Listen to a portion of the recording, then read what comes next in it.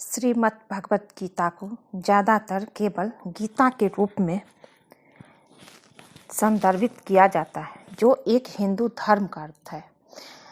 भगवत गीता में भगवान श्री कृष्ण ने के 701 श्लोक है। यह हिंदू धर्म में सबसे बड़ा महत्वपूर्ण ग्रंथों में से एक है। यह कुरुक्षेत्र युद्ध के दौरान अर्जुन और भगवान श्री कृष्ण के बीच संवाद है, जिसे महाभारत भी कहा जाता है। गीता को ईश्वर के गीत के रूप में भी जाना जाता है, जहाँ वो हमारे साथ आध्यात्मिक जीवन ज्ञान और उसके दर्शन करते हैं, जिससे हमें जिंदगी में राह मिलती है कि जिंदगी कैसे जिया जाए। मोह माया सब कुछ, सारे सवाल का जवाब इस गीता में है। अगर हम पूरा गीता सुन ले तो जिंदगी बहुत आसान हो जाएगी।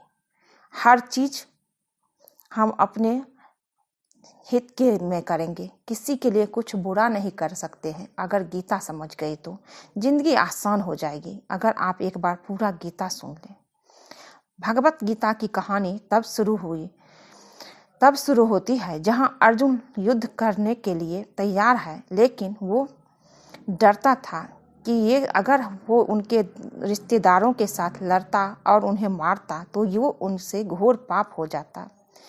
ये पाप होगा और इस लड़ाई में उसे कुछ हासिल नहीं होगा, भले ही उसे अपना राज्य वापस मिल जाए। तब श्री कृष्ण समझाते हैं उन्हें कर्म ज्ञान और भक्ति योग के साथ साथ देवत्व की प्रकृति, मानव जाति की अंतिम नियति और नश्वर जीवन का उद्देश्य समझाते हैं। तो चलिए वीडियो शुरू करती हूँ। वीडियो के अंत तक जरूर बने रहिएगा और अगर वीडियो अच्छा लगे तो चैनल को लाइक शेयर सब्सक्राइब कीजिएगा। श्री कृष्ण बोले, हे अर्जुन, जब अर्जुन युद्ध करने के लिए तैयार नहीं होता है तब श्री कृष्ण बोलते हैं, हे अर्जुन, तुम्हें उस असमय में यह मोह माया किस हेतु प्राप्त हुआ? क्योंकि यह ना तो श्रेष्ठ पुरुषों द्वारा आचरित है और ना स्वर्ग को देने वाला है, ना ही कृतकों को करने वाला ही है। इसलिए हे अर्जुन, नपुंसकता को मत प्राप्त करो। हृदय की तुच्छ दुर्बलता को त्याग कर युद्ध के लिए खड़े हो जाओ।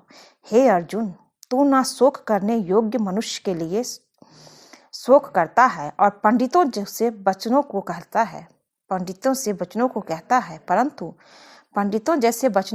है, परंतु जिसके प्राण चले गए उनके लिए शोक करना उचित नहीं है। पंडित जन भी उनके लिए शोक नहीं करते। हे अर्जुन, सर्दी गर्मी और सुख दुख को देने वाली इंद्रियां और विषयों के संयोग को उत्पत्ति विनाशशील और अनित्य है, इसलिए उसको तुम सहन करो। हे अर्जुन, जो इस आत्मा को मारने वाला समझता है तथा जो इसको मरा मानता है, वो दोनों ही नहीं जानते, क्योंकि यह आत्मा वास्तव में ना तो किसी को मारता है और ना किसी के द्वारा मारा जाता है। यह आत्मा किसी के काल में भी ना तो जन्मता है और ना ही मरता है, तथा नए उत्पन्न होकर फिर से होने वाला ही है, क्योंकि यह अजन्मा है। यह जन्मा नित्य सनातन पुरातन है। शरीर के मारे जाने पर भी आत्मा नहीं मरता है। आत्मा तो अमर है, एक शरीर को छोड़ के दूसरे शरीर में जाता है। सिर्फ शरीर मरता है, हमारा देह मरता है, उसको जलाते हैं, आत्मा नहीं जलता है। जो पुरुष इस आत्मा को नाश रहित नित्य अजन्मा और अव्य मानता है, वह पुरुष कैसे किसी को मरवाता है और कैसे किसी को मारता है। गीता में, श्रीमद् भगवत गीता में कृष्ण कहते हैं, जैसे मनुष्य पुराने वस्त्रों को त्याग कर दूसरे नए वस्त्रों को ग्रहण करता है, वैसे ही आत्मा पुराने शरीरों को त्याग कर दूसरे नए शरीरों को प्राप्त होता है। इस आत्मा को शस्त्र काट नहीं सकते, इसको आग नहीं जला सकते, इसको जल नहीं गला सकता और हवा नहीं सुखा सकता। किंतु तुम इस आत्मा को सदा जन्म लेने वाला तथा सदा मरने वाला मानते हो, तो यह हे महाबाहो, तो इस प्रकार शोक करने वाले के लिए योग्य नहीं हो। तुम इस प्रकार के सोचने वाले में योग्य नहीं हो। हे अर्जुन, यह आत्मा सबके शरीर में सदा ही अव्यय है इस कारण संपूर्ण प्राणियों के लिए तू सुख करने योग्य नहीं है। या तो हे अर्जुन, या तो तू युद्ध में मारा जाकर स्वर्ग को प्राप्त होगा, या संग्राम में जीतकर पृथ्वी का राज्य भोगेगा। इस कारण हे अर्जुन, युद्ध के लिए अपने आप को निश्चय करके खड़ा हो जाओ और युद्ध करो। जय पराजय, लाभ हानि या सुख दुख को समान समझकर उसके बाद युद्ध के लिए तैयार हो जाओ। इस प्रकार युद्ध करने से तू पाप को नहीं प्राप्त होगा, और अगर तुम युद्ध नहीं करोगे तो तुम अधर्म का साथ दोगे और पाप को भोगोगे। तुम्हें सारे दुनिया अधर्मी कहेगा, क्योंकि कभी भी अपने हक के लिए लड़ना चाहिए। हे अर्जुन, तेरा कर्म करने में ही अधिकार है, उसके फलों में कभी नहीं। इसलिए तू कर्मों के फल का हेतु मत हो तथा कर्म न करने में भी आसक्ति न हो। हे अर्जुन, जिस काल में या पुरुष मन में स्थित संपूर्ण कामनाओं की भली भांति त्याग देता है और आत्मा में ही संतुष्ट रहता है, उस काल में वह स्थित प्रज्ञ कहा जाता है। दुखों की प्राप्ति होने पर भी जिसके मन में उद्वेग नहीं होता, सुखों की प्राप्ति में जो सर्वदा निष्प्रिय है तथा जिसके राग भय और क्रोध नष्ट हो गए हैं, ऐसा मुनि स्थिर बुद्धि कहा जाता है। इसलिए साधक को चाहिए कि वो उन संपूर्ण इंद्रियों को बस में करके समाहित स्थिति हुआ मेरे प्राण होकर ध्यान में बैठे, क्योंकि जिस पुरुष की इंद्रियां बस में होती है उसी की बुद्धि स्थिर होती है। विषयों की चिंतन करने वाले पुरुष की उन विषयों में आसक्ति हो जाती है, और आसक्तियों से उन विषयों की कामना उत्पन्न होती है, और कामना में विघ्न पड़ने से क्रोध उत्पन्न होता है। इसलिए जो धीर पुरुष हैं, जो महापुरुष हैं, वो अपने इंद्रियों पे, अपने कामनाओं पे क्रोध नहीं करते हैं, कामनाओं में विघ्न पड़ने पर क्रोध उत्पन्न नहीं करते हैं। क्रोध में से अत्यंत मूढ़ भाव उत्पन्न हो जाता है, मूढ़ भाव से स्मृतियों में भ्रम हो जाता है। इस स्मृति में भ्रम हो जाने से बुद्धि अर्थात ज्ञान शक्ति का नाश हो जाता है, और बुद्धि का नाश हो जाने से उनकी पतन हो जाता है। वो पुरुष अपने स्थिति में अपने आप में ही गिर जाता है। किसी और के जीवन की नकल को पूर्णता के साथ जीने की तुलना में अपने भाग्य को अपूर्ण रूप से जीना बेहतर है। कभी भी किसी की नकल मत कीजिए, अपने आप में आप महान हैं। ये सोचिए कि मैं जो भी हूँ अपने आप में अच्छा हूँ, बस मैं अच्छा करूँगा। एक उपहार तब शुद्ध होता है जब वह दिल से सही व्यक्ति को सही समय और सही जगह पर दिया जाता है, और हम बदले में उससे कुछ उम्मीद नहीं करते। अगर हम किसी को कुछ देते हैं और हमारी इच्छा ये होती है कि हमें भी कुछ चाहिए, वो हमें भी उस बदले में दे, नहीं तो मैं क्यों दूं उसको जब मुझे नहीं दे रहा है, तो वो उपहार नहीं कहलाता, वो पुण्य नहीं होता है।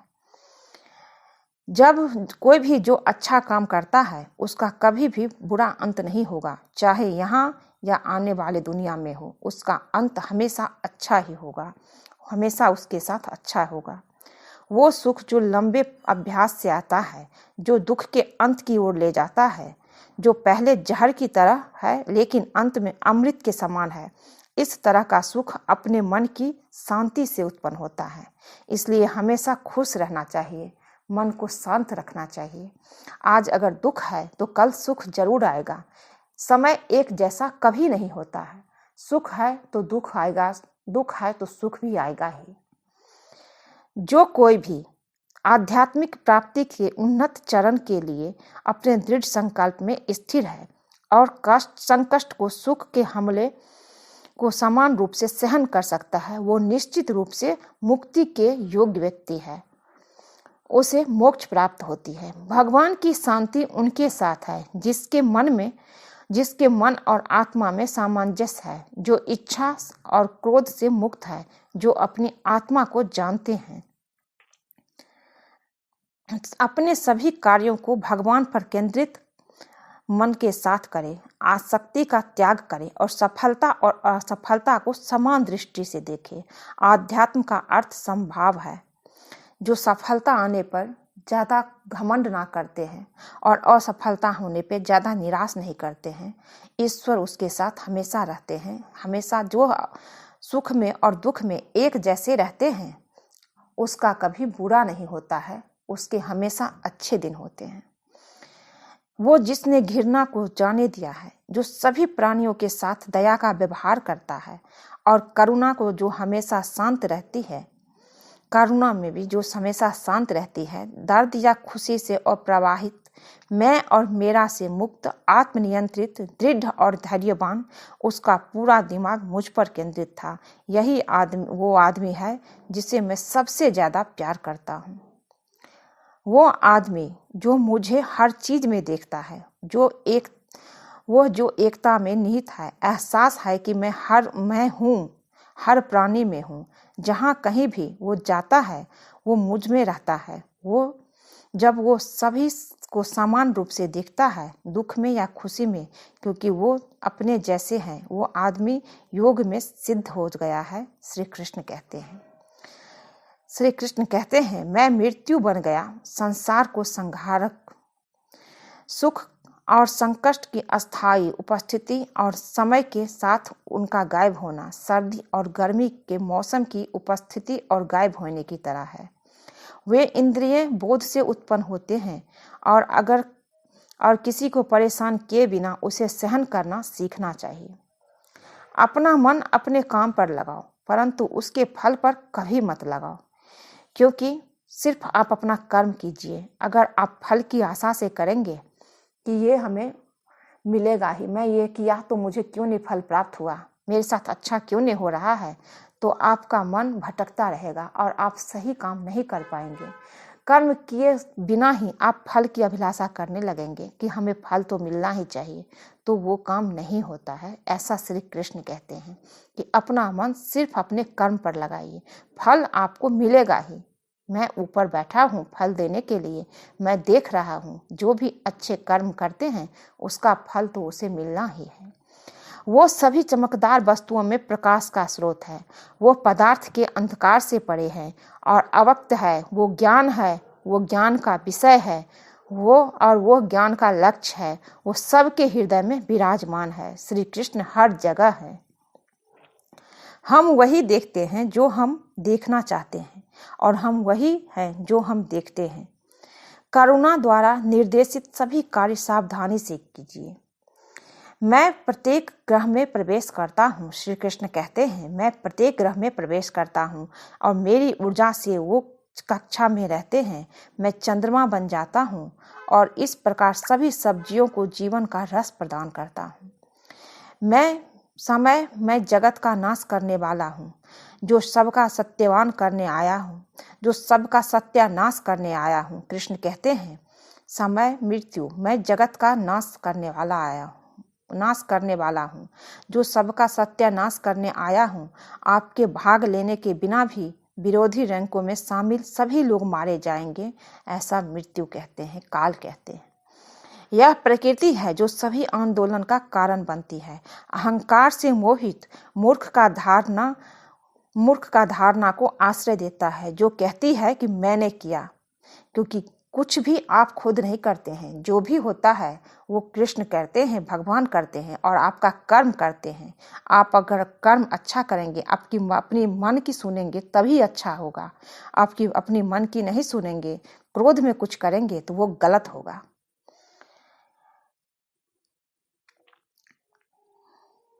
गर्मी और सर्दी, सुख और दर्द की भावना इंद्रियों अपनी वस्तुओं के संपर्क के कारण होती है।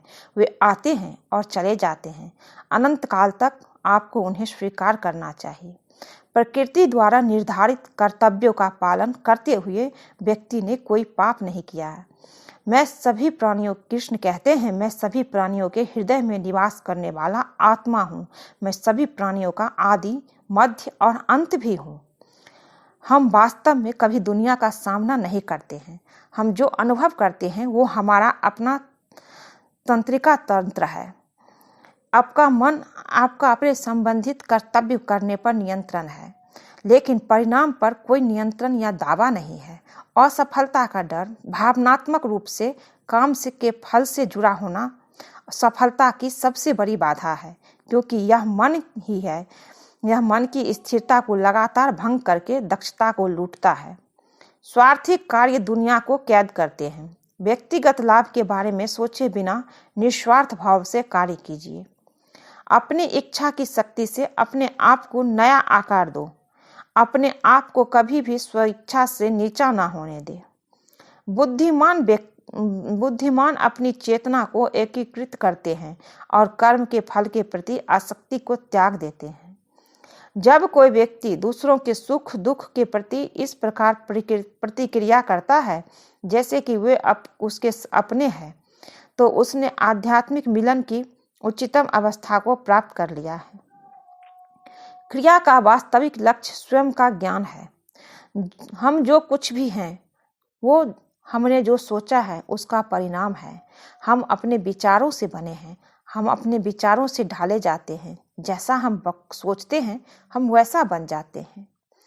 हमेशा अच्छे संगत में रहना चाहिए ताकि आप अच्छे हो। कभी भी बुरी संगतों में नहीं पड़ना चाहिए। अच्छी संगत, बुरे संगत अपने आप हो। अच्छी संगत, श्री कृष्ण जी कहते हैं, अच्छी संगत मैं देता हूँ, लेकिन बुरे संगत आप खुद चुनते हो।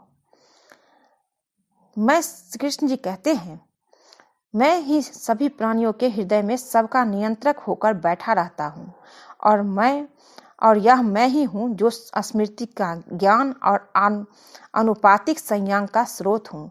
फिर भी मैं ही वेदों के माध्यम से जानने के योग्य एकमात्र वस्तु हूँ। मैं ही वेदांत का मूल और वेदों का ज्ञाता हूँ। ऐसा कोई समय नहीं था जब मैं नहीं था, ना ही आप, ना ही इन राज्यों में कोई भी, और ना ही कोई भविष्य है जिसमें हम नहीं रहेंगे, कृष्ण कहते हैं। क्योंकि यदि सबसे बड़ा पापी भी अपने सारे प्राण से मेरी उपासना करे तो भी उसकी धर्मी इच्छा के कारण वो धर्मी ठहरेगा और वो शीघ्र ही शुद्ध हो जाएगा और चिरस्थायी शांति को प्राप्त होगा। क्योंकि मेरी प्रतिज्ञा का वचन यह है कि जो मुझसे प्रेम रखता है वो नाश नहीं होगा, उसका कभी नाश नहीं होगा। इंद्रियों की दुनिया में कल्पित सुखों की शुरुआत और अंत और दुख को जन्म देते हैं। आत्म साक्षात्कार के में स्थापित लोग अपनी इंद्रियों को नियंत्रित करने के बजाय अपनी इंद्रियों को नियंत्रित करते हैं। आप अपने आप को छोड़ दे तो मन व्यक्तित्व के वही पुराने आदतन पैटर्नों को दोहराता चला जाता है। हालांकि मन को प्रशिक्षित करके कोई भी कदम उठाना सीख जाता है और सोचने के पुराने तरीकों को बदल सकता है। यही योग का केंद्रीय सिद्धांत है।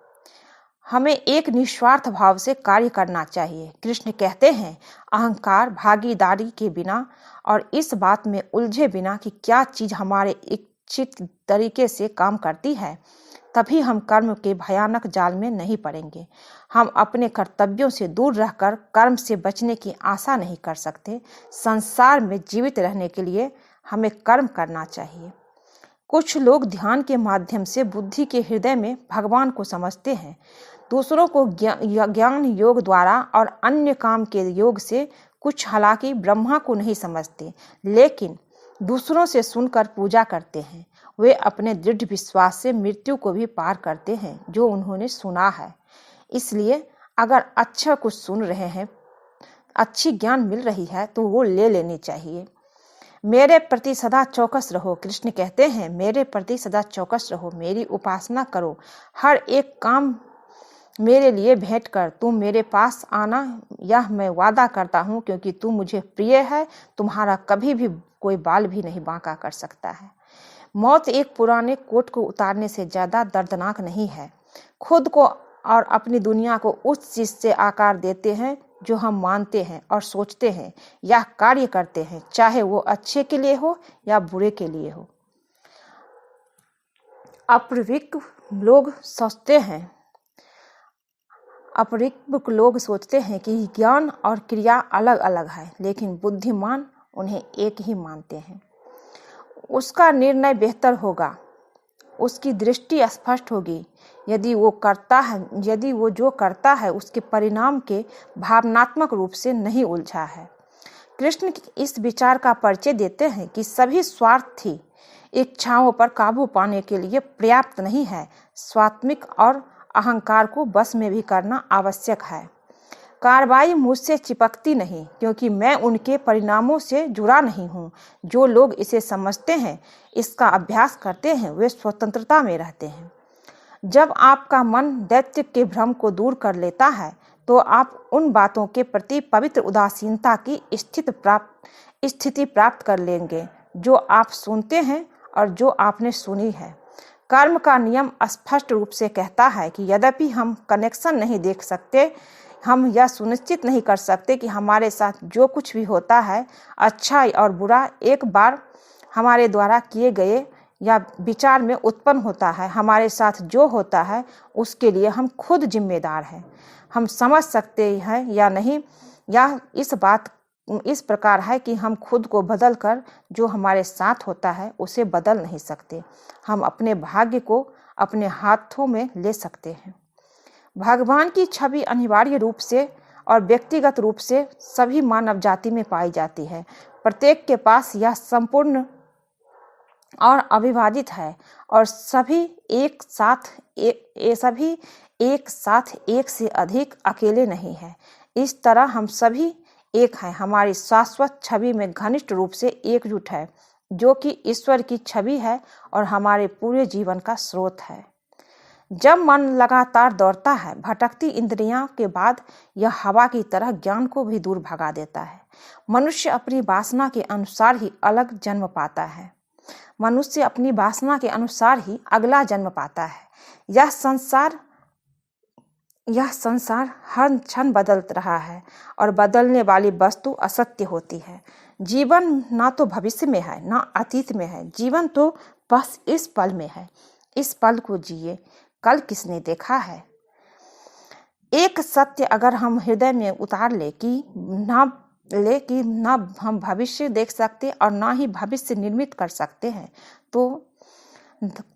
हैं, हम तो केवल धैर्य और साहस के साथ विश्व को आलिंगन दे सकते हैं, स्वागत कर सकते हैं। भविष्य का तो क्या जीवन का हर पल जीवन से नहीं भर जाएगा? भविष्य का तो क्या हर पल आपका जीवन खुशियों से भर जाएगा, आनंद से भर जाएगा। ज्ञान प्राप्ति सदा समर्पण से होती है, यह हम सब जानते हैं, किंतु समर्पण का वास्तविक महत्व क्या है, ये हमने कभी विचार नहीं किया। मनुष्य का मन सदा ज्ञान की प्राप्ति में विभिन्न बाधाओं को उत्पन्न करता है। कभी अन्य विद्यार्थियों से ईर्ष्या हो जाती है, कभी पढ़ाए हुए पाठों पर संदेह होता है, और कभी गुरु द्वारा किया दंड को मन को अहंकार से भर देता है। और ऐसे ना जाने कितने विचार मन को भटकाते हैं, और इसी वजह से हम ज्ञान प्राप्त नहीं कर पाते हैं। मन की योग्य स्थिति केवल समर्पण से निर्मित होती है। समर्पण मनुष्य के अहंकार का नाश करता है। दो व्यक्ति जब निकट आते हैं तो एक दूसरे के लिए सीमाएं और मर्यादाएं निर्मित करने का प्रयत्न अवश्य करते हैं। अगर सारे संबंधों पर विचार करें तो देखेंगे कि सारे संबंधों का आधार यही सीमाएं हैं। हम जो एक दूसरे के लिए निर्मित है, और यदि अनजाने में कोई अन्य व्यक्ति सीमाओं को तोड़ता है तो उसी क्षण हमारा हृदय क्रोध से भर जाता है। इन सीमाओं का वास्तविक रूप क्या है, क्या आपने कभी सोचा है? सीमाओं के द्वारा हम एक दूसरे व्यक्ति को निर्णय करने की अनुमति नहीं देते, अपना निर्णय उस व्यक्ति पर थोप देते हैं, अर्थात किसी की स्वतंत्रता और अस्वीकार कर लेते हैं। और जब स्वतंत्रता का अस्वीकार किया जाता है तो उसका हृदय दुख से भर जाता है, और जब वो सीमाओं को तोड़ता है तो हमारा हृदय क्रोध से भर जाता है। क्या ऐसा नहीं होता? यदि एक दूसरे के स्वतंत्रता को सम्मान किया जाए तो किसी मर्यादाओं को सीमाओं की आवश्यकता नहीं होती। अर्थात जिस प्रकार स्वीकार संबंध का देह है, क्या वैसे ही स्वतंत्रता किसी संबंध की आत्मा नहीं? कृष्ण कहते हैं सभी जीवन में ऐसा प्रसंग अवश्य आता है। सत्य कहने का निश्चय होता है, किंतु हृदय में, किंतु मुख से सत्य नहीं निकल पाता। कोई न कोई भय मन को घेर लेता है।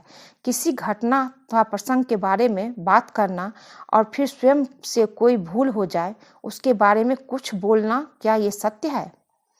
नहीं तो केवल तथ्य है, किंतु कभी कभी उस तथ्य को बोलते हुए भी भय लगता है।